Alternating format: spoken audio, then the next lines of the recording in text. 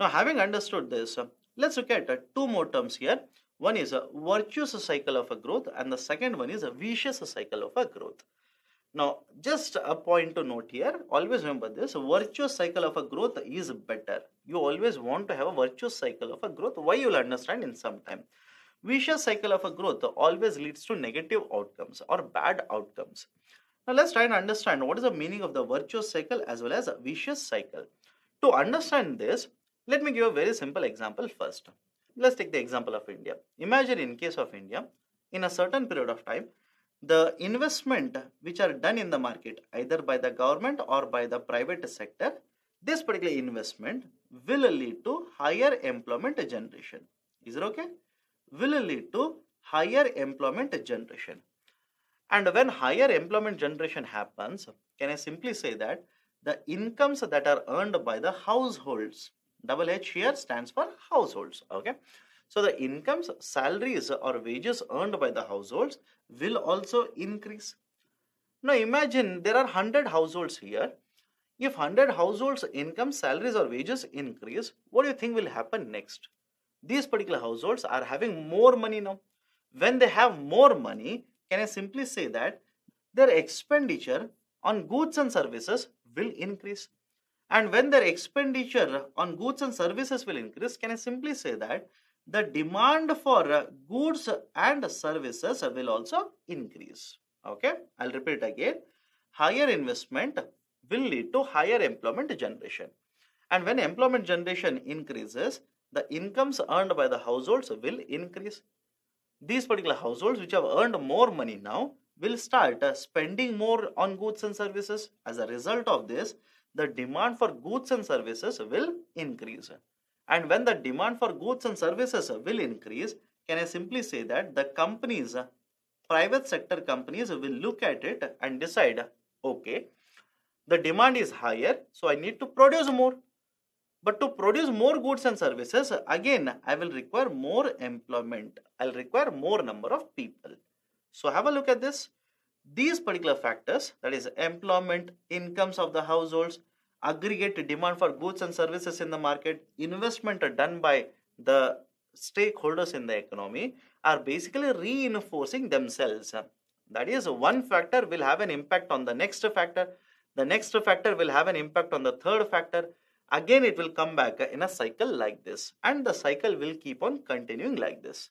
So this particular cycle, generally, what is the outcome here? In this cycle, what is happening? Can I simply say that overall production of goods and services is increasing? Employment generation in the system is increasing. Since the overall production and sales of goods and services is increasing, can I also simply say that GDP will start increasing? The incomes of the households is increasing. All the outcomes are positive. And as a result of all of these, generally we say that GDP growth rate will also be increasing at this particular phase or in this particular cycle as such. Such a cycle, follow this, such a cycle where factors will keep reinforcing themselves, leading to a positive outcome such as a higher employment rate, increased productivity, higher growth rate, etc. Such a cycle is called as a virtuous cycle, and the example is given here itself. Right? So when the factors are reinforcing themselves, as a result of which we are experiencing higher employment generation, we are experiencing a higher production of goods and services, we are experiencing higher GDP growth rate. Such a cycle is called as a virtuous cycle. On the other hand, there is also a concept of a vicious cycle. Let me give you an example, then you'll understand what I'm actually talking of. Have a look at this. Imagine the demand for goods and services in the market will start coming down. You'll ask me, sir, how can the demand for goods and services start coming? For this, I'll give you an example. Very recently, all of us have experienced the impact of a lockdown during COVID. Government of India, for couple of months, imposed a strict lockdown in order to ensure the spread of the pandemic will be contained. At this particular point of time, understand the logic here, at this particular point of time, demand for essential goods and services was present. For example, food, healthcare, Yes, demand was present. In fact, the demand started increasing at this particular point of time. But what about the demand for luxury products or the products such as two-wheelers, four-wheelers, etc.? At this particular point of time, when government imposed a lockdown, can I simply say that the demand for these kind of products actually took a hit? Now imagine you are a manufacturer who is involved in manufacturing two-wheelers. Government of India has imposed a lockdown. People are restricted to move from point A to point B. At this particular point of time, can you expect people to come to your showroom and purchase the two-wheelers or purchase four-wheelers?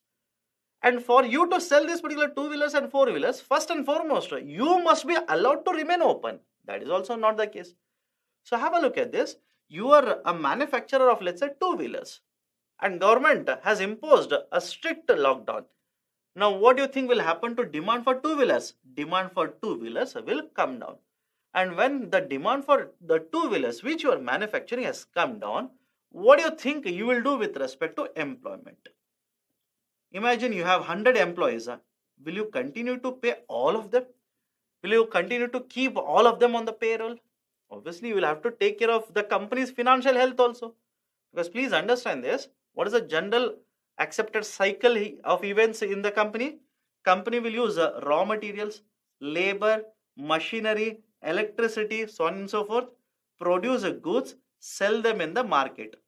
And the basic logic is whatever they generate by selling in the market is much more than or higher than whatever expenditure they have incurred on these kind of inputs. Is it okay? It's a very simple logic.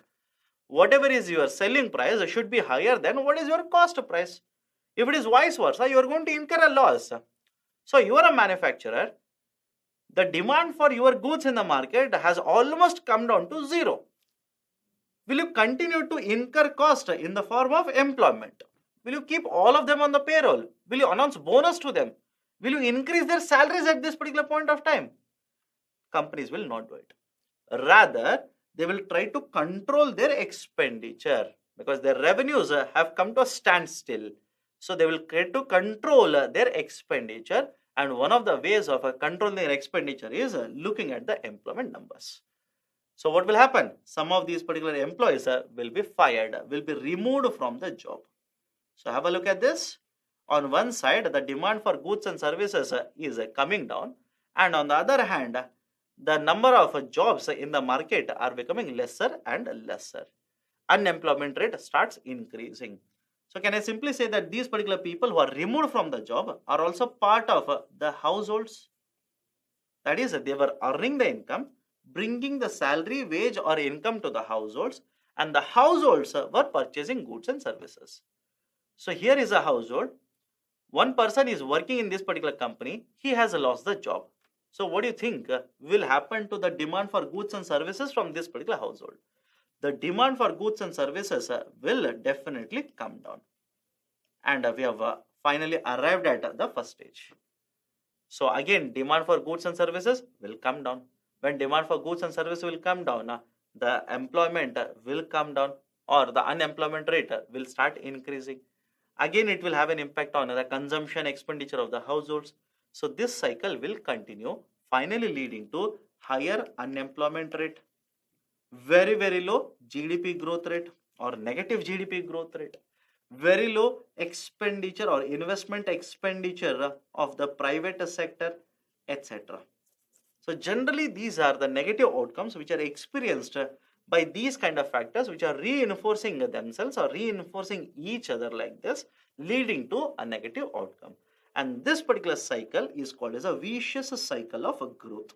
Okay, so one is virtuous cycle of a growth and the second one is vicious cycle of a growth. In a virtuous cycle of a growth, the factors are enforcing themselves like this or reinforcing each other, leading to positive outcomes. Whereas in case of a vicious cycle, they are reinforcing each other, leading to a negative outcome. So remember these particular two terms. This could be asked in the UPSC exams.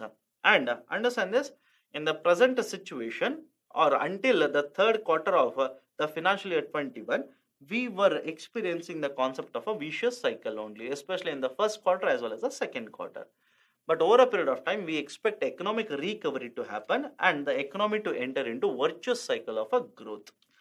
The same has been represented in the form of the cycle here. So have a look at this. Lower demand, unemployment rate will increase. This will basically reduce the incomes of the households.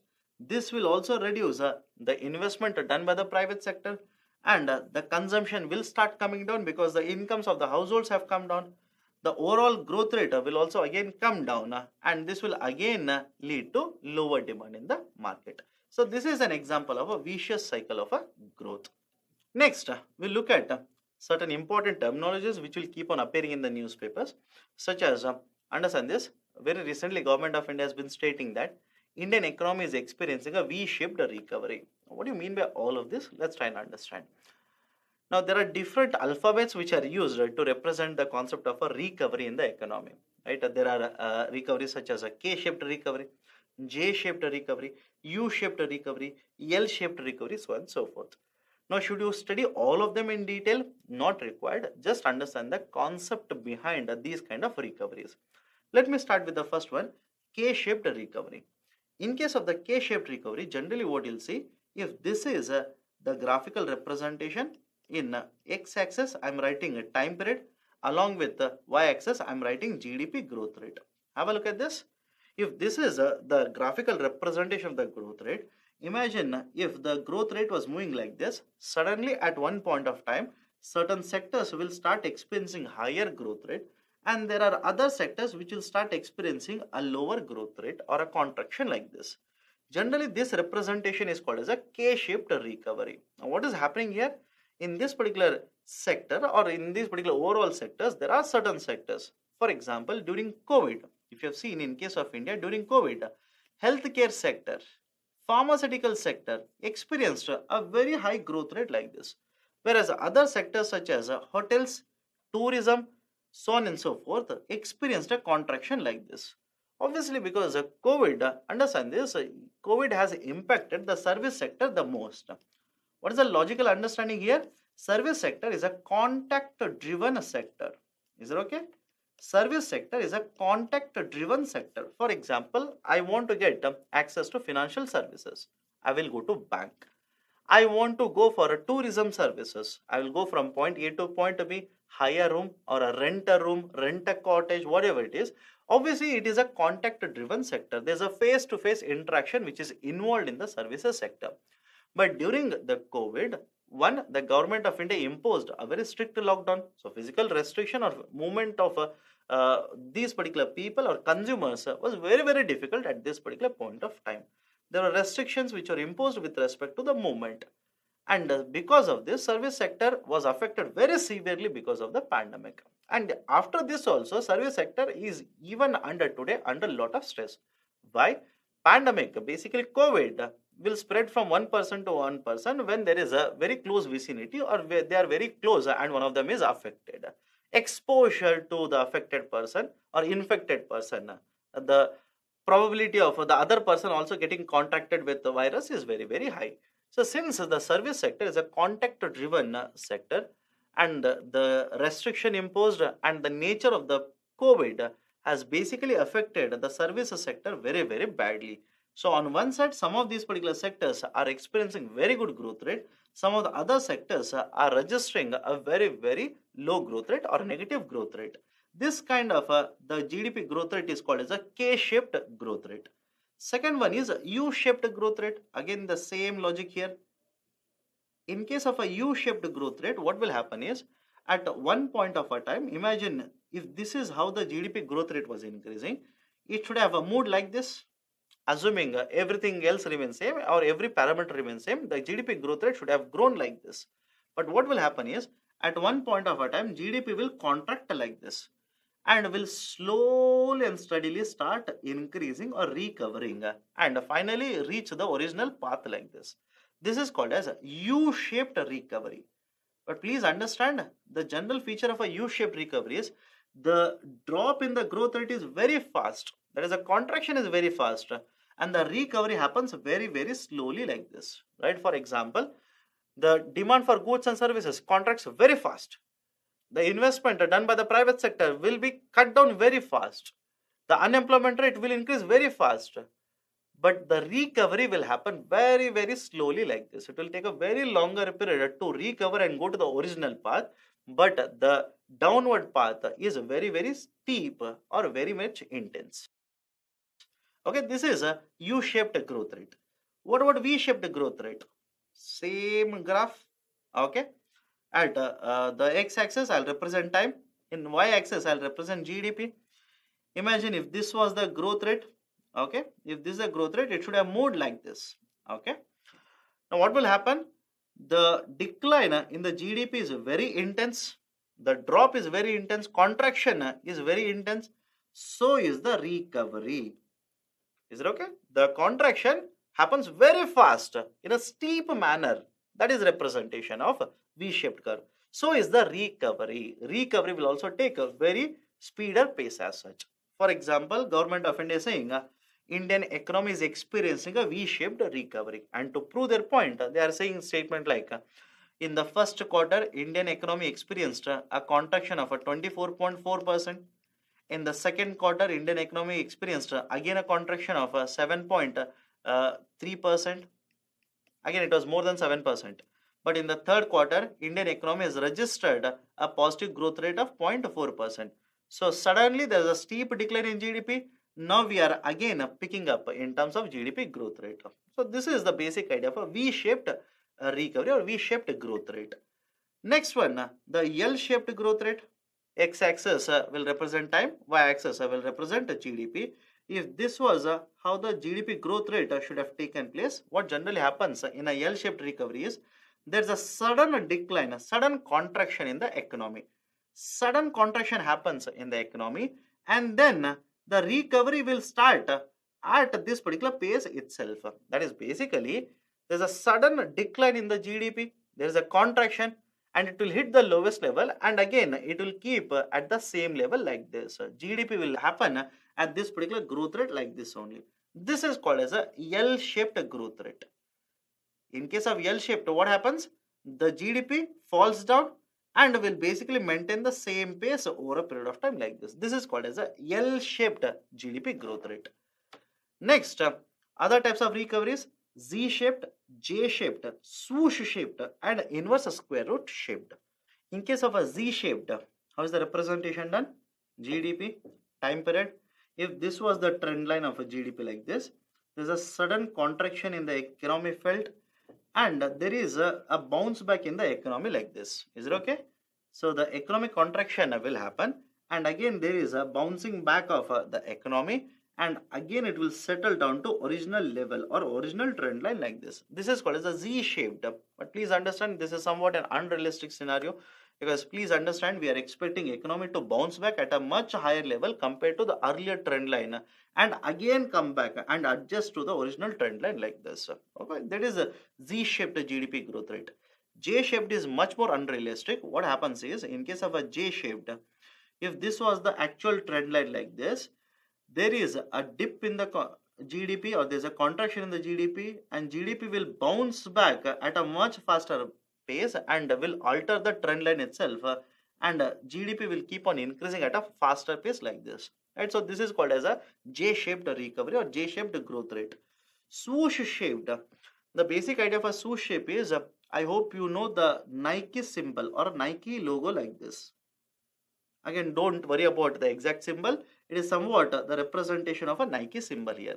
So what happens in case of a swoosh-shaped recovery? If this is the trend line, like this, there is a contraction which will take place at a smaller pace. It will hit a plateau, and again the recovery will start, but the recovery will take a longer period compared to the rate of a contraction or period of the contraction here. This is called as a swoosh-shaped recovery. Okay. And finally, inverse square root. This is again one more type of a swoosh shape itself. I'm pretty sure all of you know the square root. Square root symbol is done like this. Okay. You will have to reverse this particular symbol. Right. For example, have a look at this. First, I'll draw a square root. Okay. And then I'll basically write like this. This is a GDP and this is a time period. So this is the trend line. This is how the GDP should have grown like this. But there is a sharp decline. again there's a revival in the economy, recovery happens. But the important point in an inverse square root is when the economic recovery happens and starts stabilizing over a period of time, this particular trend line is a step below the previous trend line. That is, if everything remained the same, the trend line or the GDP should have increased at this particular pace. But because of the contraction and the recovery which has happened, and please remember this, the recovery is smaller compared to the overall contraction in the GDP. So the new trend line that we get is basically one step below the original trend line. This is inverse square root shaped GDP growth rate or recovery curve as such. So these are the different types of recoveries with respect to GDP. Any one of them can be asked in the UPSC prelims. Please be very, very careful. Now, what are the points which have been provided in the economic survey with respect to the national income aggregates, more specifically GDP? It has stated that this particular contraction that we are going to experience in the financial year 2020 and 21 is the fourth or the only fourth time where the economy is experiencing a contraction. Is it okay? This particular graph itself is evident. The previous three contractions have happened like this. But the fourth contraction, if you see, has been much more intense or has been much higher compared to the previous three. You'll have to remember this particular statement because this could be asked in the UPSC exam. Apart from this, the survey also states that COVID has introduced twin economic shocks. That is, one, it has affected gross value addition and also has led to huge number of loss of employment opportunities. In terms of a GVA shock, non-essential activities like tourism were highly impacted as they could not operate during the lockdown. I've already mentioned this to you. All of this, that is a tourism, hotels, so on and so forth, are types of services, and services sector was severely affected by the pandemic. And essential activities had a mild impact, primarily arising from indirect impact of restricted activities of non-essential sector. So these are certain points which have been noted in the economic survey for the year 2021.